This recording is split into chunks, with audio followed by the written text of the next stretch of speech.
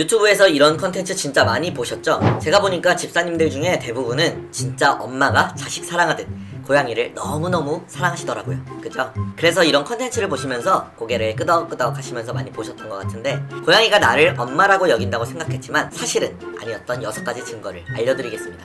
영상을 끝까지 시청하시면 우리 고양이가 나를 엄마라고 생각했던 건지, 아니면 그냥 애정 표현이 갈급한 집사에게 한 번씩 보여주는 쇼맨십인지 알 수 있습니다. 영상 끝까지 시청해주세요. 첫 번째, 따라다닌다고 해서 엄마라고 생각하는 것은 아니다. 고양이가 집사를 졸졸 따라다닐 때 이제 나를 엄청 의지하는구나, 엄마라고 생각하는 게 분명해 라고 생각할 수 있어요. 하지만 실제로 고양이는 먹이가 있는 곳과 안전한 존재를 따라다니는 거예요. 고양이 습성상 새끼 고양이 때는 엄마를 따라다니지만 성묘가 되면 원래 혼자 다니는 습성이 강해요. 왜 예전에는 우리 고양이가 나를 따라다니다가 지금은 뭐시오? 집사요? 뭐하는 것이요? 하는 느낌으로 그윽하게 쳐다볼 때 있잖아요. 집안에서는 사냥, 즉 밥을 찾는 것을 할 필요가 없고 밥을 주는 사람이 정해져 있기 때문에 자연스럽게 여러분을 따라다니는 걸 수 있어요. 진짜 나를 엄마라고 생각하는지 테스트해보려면 친구를 불러다가 한두 시간 정도 친구가 계속 밥도 주고 간식도 주고 해보세요.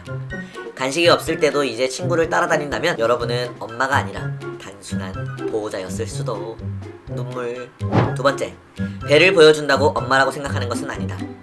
고양이가 등을 바닥에 대고 배를 보여줄 때 완전히 믿고 있잖아, 이거 봐, 날 엄마라고 생각하는 게 분명해 라고 생각할 수 있어요.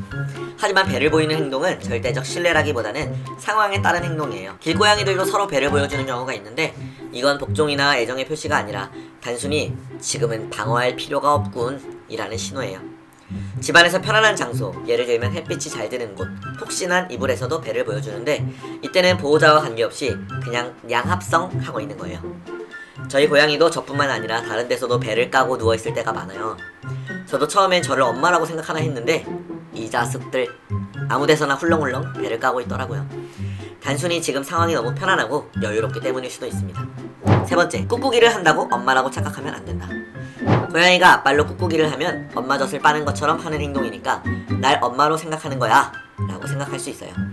하지만 꾹꾹이는 단순한 만족감과 안정감의 표현이에요. 꾹꾹이가 어릴 때 젖을 먹을 때 했던 행동이긴 하지만 성묘가 되어서도 본능적으로 남아있는 경우가 많아요. 꼭 집사님이 아니라 푹신한 담요, 인형, 심지어 다른 고양이에게도 꾹꾹이를 하는 경우가 많아요. 우린 양이의 스트레스 해소 방법 중 하나라서 엄마라고 여기는 존재가 아니라 다른 존재에게도 충분히 할 수 있는 행동이에요. 이 포인트 조금 마음 아프지만 우리 양이 안정감을 느낀다면 누구에게든 꾹꾹 마사지하고 있을지. 네 번째, 집사가 없으면 불안해한다는 건 엄마라서가 아닙니다. 왜 가족들이 철수야, 너가 없으면 우리 고양이가 불안해하고 운다, 널 엄마라고 생각하나봐 라는 말 들어보셨나요? 사실은 날 엄마라고 생각하는 게 아니라 분리불안일 가능성이 커요. 고양이는 원래 독립적인 동물이지만 너무 어린 나이에 분양되어 집고양이가 되었거나 인간과의 유대가 너무 강하면 분리불안이 생길 수 있어요. 엄마를 찾는 게 아니라 단순히 혼자 남겨지는 게 두려워서 보호자를 찾는 거예요. 고양이가 집사가 없는 동안 큰 소리로 울거나 문을 긁거나 집사가 돌아왔을 때 집사야, 왜 이제 오느뇨 하면서 과하게 반긴다면 엄마라기보다 보호자로서 의존도가 높다는 증거예요. 혼자 있기를 불안해하는 고양이는 웬만하면 혼자 키우지 마시고 한 녀석 더 입양하셔서 함께 행복하게 키우시면 좋아요. 다섯째, 머리를 비빈다고 엄마라고 착각하면 안 된다. 고양이가 시도 때도 없이 집사님께 와서 머리를 문지른다면 엄마한테 애교 부리는 거야 라고 생각할 수 있지만 사실은 자기 영역을 표시하는 행동이에요. 집사님은 녀석들의 영역, 그것만으로도 행복하시지 않나요? 고양이는 뺨과 이마에 있는 분비샘에서 페로몬을 분비해서 이건 내 거야, 이 사람은 내 거야 라고 마킹하는 습성이 있어요. 사람뿐만 아니라 소파, 문, 의자에도 똑같이 머리를 비비는 행동을 해요. 나한테 유독 머리를 문지르길래 엄마라고 생각하는 줄 알았는데 난 그저 녀석의 영역 중 제일 마음에 드는 영역이라는 것. 하지만 오히려 좋아, 럭키비키. 마지막 여섯째, 내 앞에 와서 귀엽게 야옹거린다고 엄마라고 착각하면 안 된다. 고양이는 원래 성묘가 되면 고양이들끼리 있을 때 거의 울지 않아요. 집사한테 와서 야옹거리는 건 나를 엄마라고 생각하는 게 아니라 단순히 요구의 표현일 가능성이 높아요. 예를 들면 국이 짜다 집사야.